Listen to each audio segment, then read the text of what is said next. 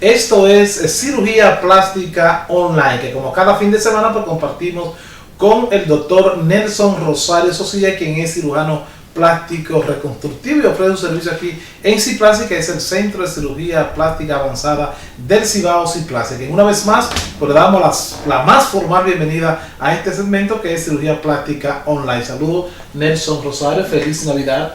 Bienvenido Víctor, feliz Navidad igual. Así es. Llegaste a tu casa que te espera con ansia. Muchas gracias, pasa que a veces no lo hacemos con mucha más frecuencia por lo difícil que es de encontrar a Nelson aquí y hacer el trabajo cada fin de semana.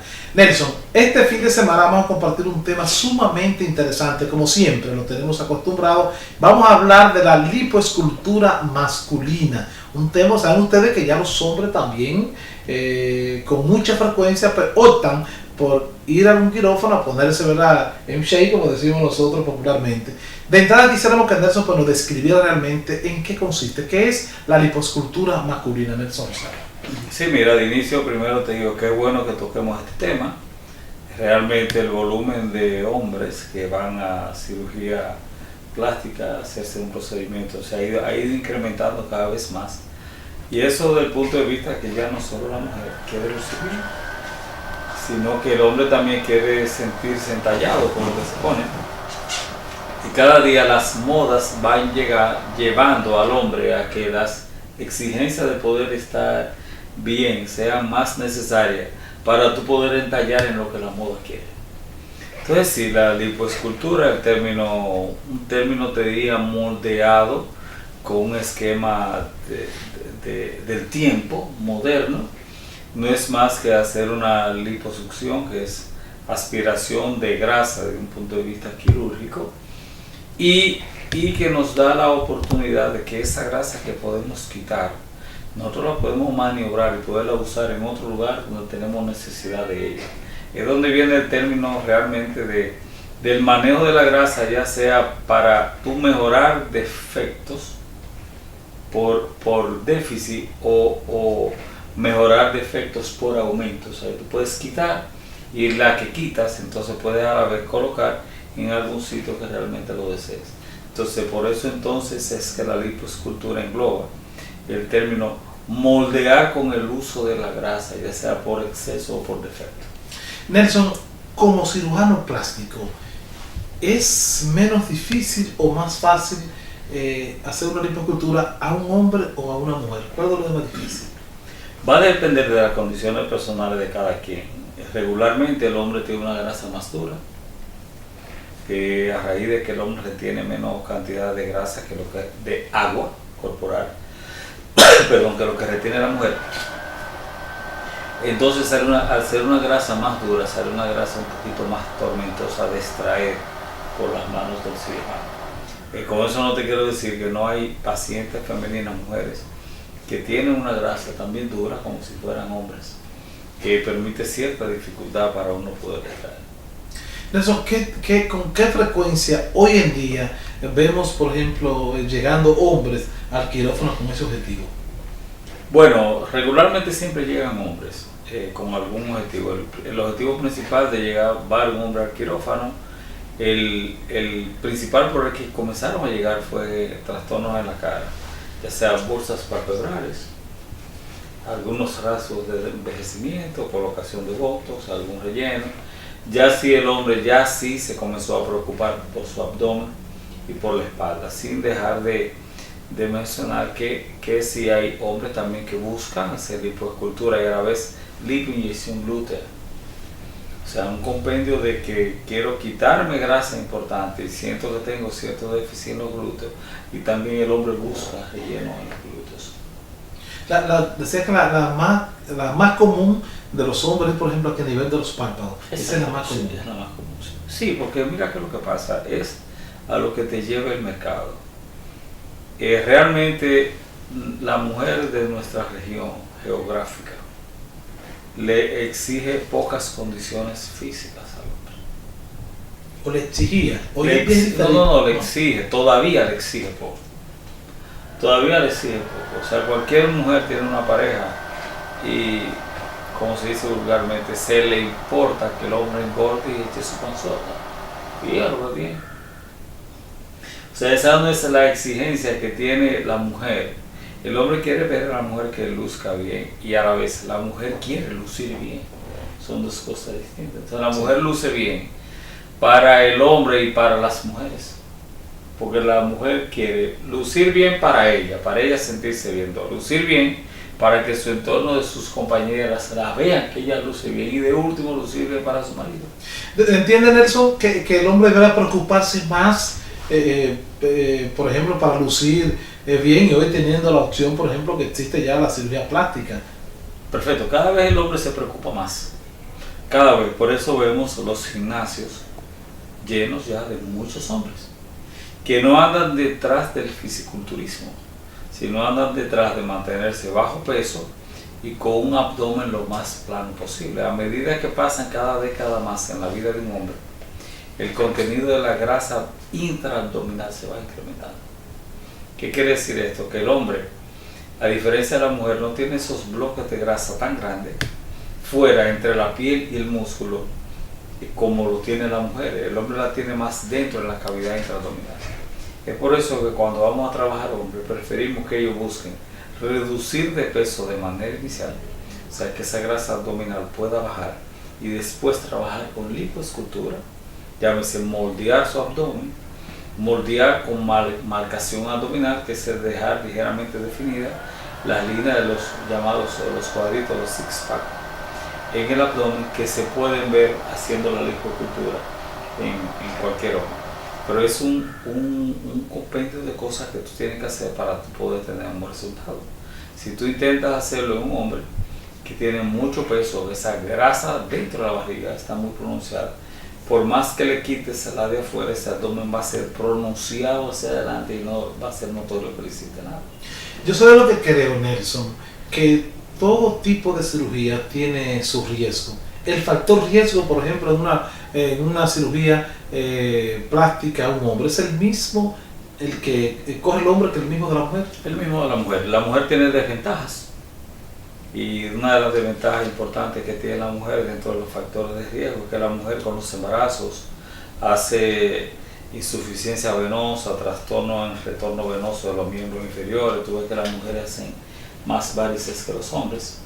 Y eso es producto de que el embarazo, cuando crece, presiona la vena cava inferior y el retorno venoso de todos los pies, pues se hace dificultoso, y por eso es que se hacen las varices. Las personas, mientras más varices tienen más riesgo en sala de operación de hacer un tromboembolismo.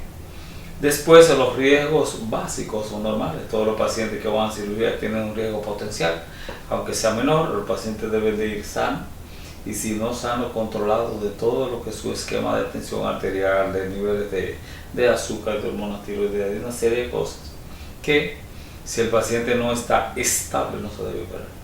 O sea, que un paciente sano es lo que nosotros debemos llevar a salas de operaciones. Los riesgos son extremadamente bajos cuando llevamos un paciente en condiciones óptimas a sala de cirugía. La cirugía estética no son de urgencia. Entonces tú tienes que llevar un paciente sano, uno. Tú tienes que tener un médico calificado, dos. Tienes el médico calificado y tienes el paciente sano, pero el médico tiene que prepararse para hacer el procedimiento adecuado a los requerimientos de ese paciente. Que no es lo mismo tener un paciente sano y que el médico haga lo correcto, no. Que lo que usted quedó de hacerle a ese paciente sea lo que le resuelve su problema y que usted lo hizo correctamente. Después que tenemos eso, tener anestesiólogos competentes, tener centros médicos que nos puedan dar las condiciones óptimas que necesitamos para que un paciente pueda salir bien. Después de todo eso, entonces el paciente recuperarse y hacer el paciente su labor en el postoperatorio para recuperarse de la manera correcta. O sea, es un grupo de cosas que son las que hacen que el nivel de riesgo de cualquier paciente baje, y eso permita garantizar la evolución buena de una cirugía. El cuidado, eso que usted acaba de decir, postquirúrgico, ¿debe ser el mismo de la mujer o cuál es más, hay que ser más cuidadoso? No, son parecidos. Parecidos. Igual los hombres tienen que ponerse fajas, igual tienen que ir a terapia de masaje de ultrasonido, de drenaje linfático, una serie de terapias que son obligatorias dárselas. Tienen que tener reposo para ejercicios físicos importantes, eso, todo igual que la mujer. Nelson, ¿hay un peso promedio en el caso de los hombres para poder ser sometido a una cirugía? Porque tú señalabas ahorita que, por ejemplo, es interesante que cuando viene un hombre a consultar con la intención de hacerse una cirugía, por mandarlo a rebajar a través, por ejemplo, de hacer ejercicio, a través del gimnasio. ¿Hay un peso promedio ya para que un hombre pueda ser sometido a una cirugía? Mira, medicina tenemos y en nutrición lo que se llama índice de masa corporal, que es un índice que se calcula entre peso por kilogramo. El caso es que tú no puedes hacer una lipo a un paciente obeso, porque la lipoescultura no es una cirugía para reducir peso, que quede eso claro. No es la lipo una cirugía para reducir peso, es una cirugía para moldear el cuerpo, para uno usar, quitar donde uno necesita quitar, poner donde necesita poner. El paciente que llega obeso hay que mandarlo a perder peso. Cuando pierda peso y deje de ser por su índice de masa corporal un paciente obeso, entonces usted le puede hacer una lipoescultura. Solo el ser obeso le incrementa un factor de riesgo importante a ese paciente que va a salir de operación. Con solamente ser obeso. O sea, el obeso no puede operarse de una lipo. Pero llega el obeso y quiere entre ceja y ceja que el médico le haga la lipo. El médico que se equivoca lo llevó a cirugía, le hizo la lipo, entonces después tiene un paciente descompensado con muchos problemas y se equivocó el paciente queriéndola, se equivocó el médico haciéndola también. O sea, son parámetros que el médico tiene que aprender a violar y entender que usted tiene que tener la suficiente fortaleza como profesional para decirle a un paciente: usted no califica para hacer esto, porque la lipo no se hizo para perder peso. La lipo se hizo para moldear. Okay. Perdemos peso de manera regular, con dietas, con un nutriólogo, con ejercicio, como usted quiera. Y entonces mejora la lipo. Muy bien, esto es cirugía plástica online con el doctor Nelson Rosario Docía, que cada fin de semana me comparte aquí en Rodando TV. Con la anuencia de Nelson vamos a una breve pausa y al regreso vamos a seguir hablando de lipoescultura masculina, pero también así como cuando es la mujer que toma la decisión de hacer una cirugía, debe cumplir con un procedimiento para estar apta para entrar a un quirófano. Así mismo debe hacerlo un hombre cuando toma. Usted que lo está viendo en este momento debe cumplir con el mismo procedimiento, y eso nos va a decir al regreso Nelson Rosario aquí en este segmento de cirugía plástica online en Rodando TV. Así que no le cambie, que en breve regresamos.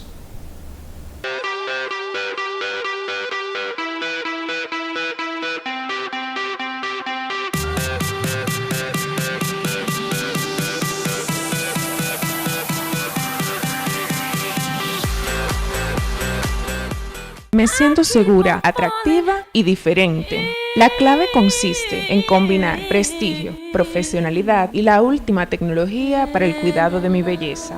Ciplasia Spa te ofrece depilación permanente, endermología, Ocean Spa, rejuvenecimiento, cosmetría. Visita nuestro más y moderno centro de estética a la altura de las grandes capitales del mundo, pero con la atención personalizada que tú te mereces. Avenida Presidente Antonio Guzmán, Urbanización Paseo del Río. Teléfono 809-588-7711, San Francisco de Macorís.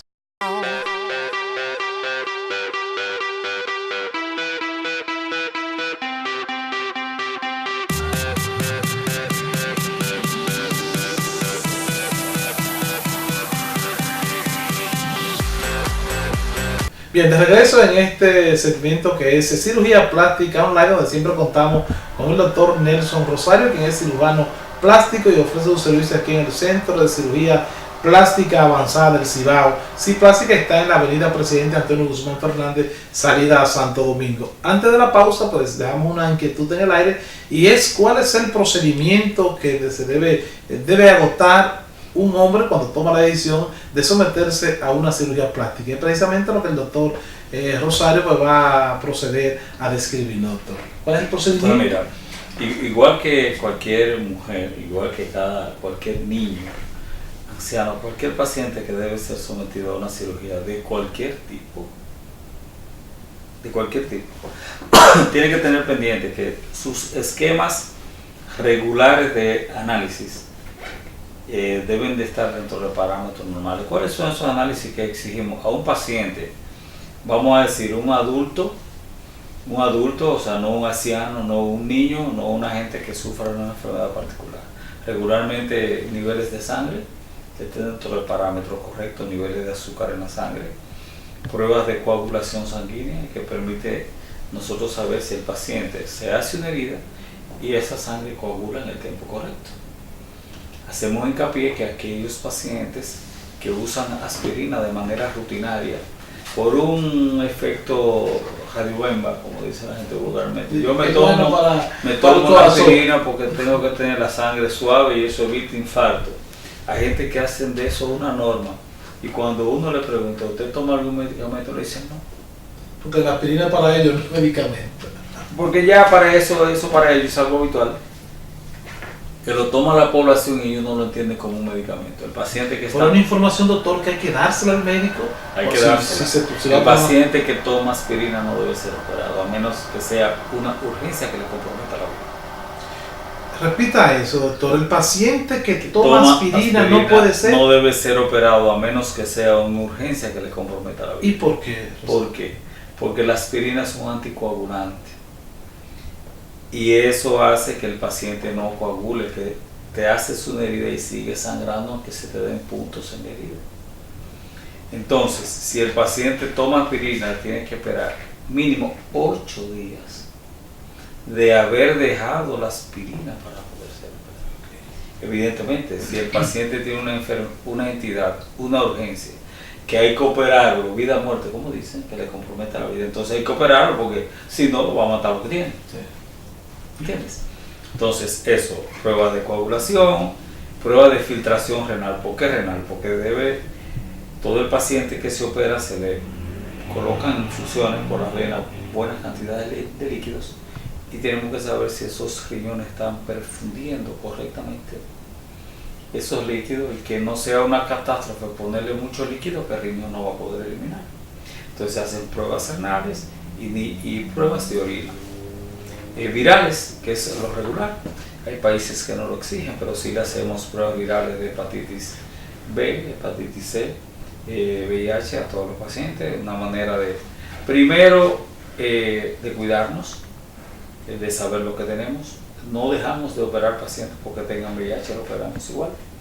Pero es distinto operarlo sabiendo que es positivo a operarlo sin saber que lo es, para evitar el riesgo de contaminación primero y segundo, para tener la seguridad de que ese paciente, si tiene una hepatitis C y tú le hiciste su prueba antes de operar y le dijiste, usted es positivo a hepatitis C, ya ese paciente tiene que ir al gastroenterólogo. El gastroenterólogo va a hacer unos perfiles hepáticos que nos digan si ese paciente puede operar con esa hepatitis C, que tener la seguridad de que la hepatitis no esté activa aunque sea positivo ante el virus. Y tercero, nosotros saber que es positivo para que mañana ese paciente no nos diga, cogí una hepatitis C cuando me operaron. No, usted estaba positivo. Entonces por eso que le hacemos los virales a los pacientes, a ninguno para dejarlos de operar, sino para garantizar que ese paciente esté en condiciones óptimas para poderse operar. Si tú tienes un paciente con VIH, no es igual que tener un SIDA. El VIH es ser positivo al virus. El SIDA es un paciente que ya tiene una respuesta de inmunosupresión definida, colocada ahí, que no permite ser operado. O sea, no es igual tener SIDA que ser un VIH positivo. Entonces le hacemos a ese paciente los virales. Le hacemos también esquemas de prueba de proteínas que nos permiten saber si ese paciente, sus rangos proteicos son buenos para poder cicatrizar de la manera correcta.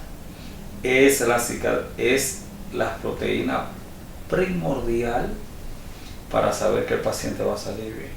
Tan fácil de restaurar que el paciente que está bajito, con unos días comiendo huevo, clara de huevo, cantidades adecuadas, puede restaurar rápido su nivel de proteína. Cualquier paciente que se vaya a operar, coja 2 semanas antes comiendo clara de huevo. Clara de huevo. Tú te coges una yema, un huevo completo, para que no se le quite el sabor, porque la clara de huevo es muy sosa. Y coge 4 claras de huevo y hace su revoltillo. Y va a quedar con un sabor ligero a la yema del huevo, con mucha clara, porque está comiendo proteína de verdad. O sea, no hay proteína en la calle, ningún frasco que supla la que tiene acá la huevo. Pero la gente quiere comprar el frasco. Sí, sí. Doctor, entonces, ese es un procedimiento que hay que agotarlo de manera estricta para poder... Eso es estricto, pero no hemos acabado. Eso es solamente lo que son análisis.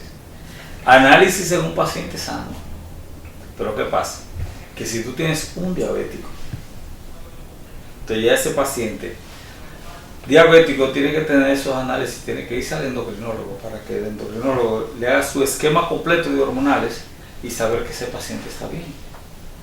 Si es un paciente fumador, si es un paciente que tuvo historia de asma bronquial, ese irá al neumólogo. Entonces váyase donde su neumólogo, ese se hará una espirometría, que es un estudio que hace soplando en una máquina para saber si los pulmones tienen la suficiente fortaleza para poder resistir un procedimiento quirúrgico. Y así sucesivamente, de acuerdo a cualquier entidad que el paciente sufra, debe ese paciente ir como al cardiólogo, que es obligatorio ir al cardiólogo.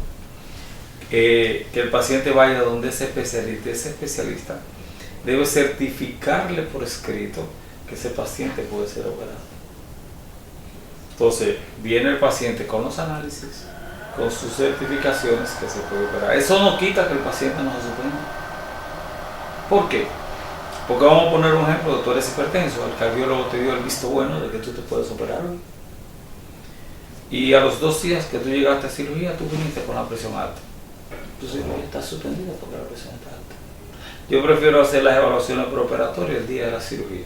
Es el momento más cerca a saber que ese paciente está bien. En óptimas condiciones. Los pacientes que tienen más de 40 años tienen que ir a la máquina de prueba de esfuerzo obligatorio. Se suben ahí, caminan, lo ponen a correr. ¿Qué busca la máquina de prueba de esfuerzo? Colocar ese corazón en condiciones de estrés importante en base a ejercicio, a ver si el corazón, su corazón puede permitir eso.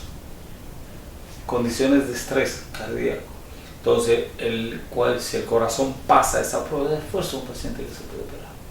Si corriendo el paciente hace un dolor de pecho, suspendido la cirugía.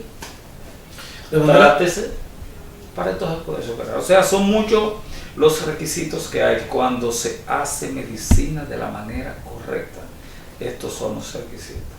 Tenemos pacientes que vienen y dicen, doctor, pero pues yo voy a gastar demasiado dinero en tanto análisis, tanto de esto, tanto de esto, tanto de esto, tanto de esto. No, pero es obligatorio.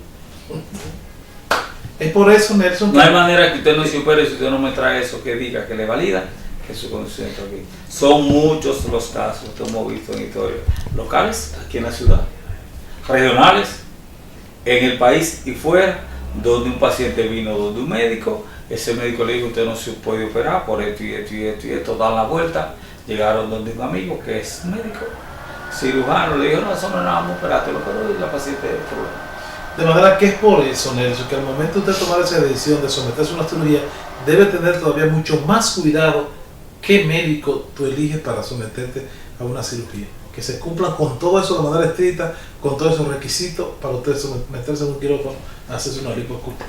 El médico que más te cuida es el que más te previene un problema.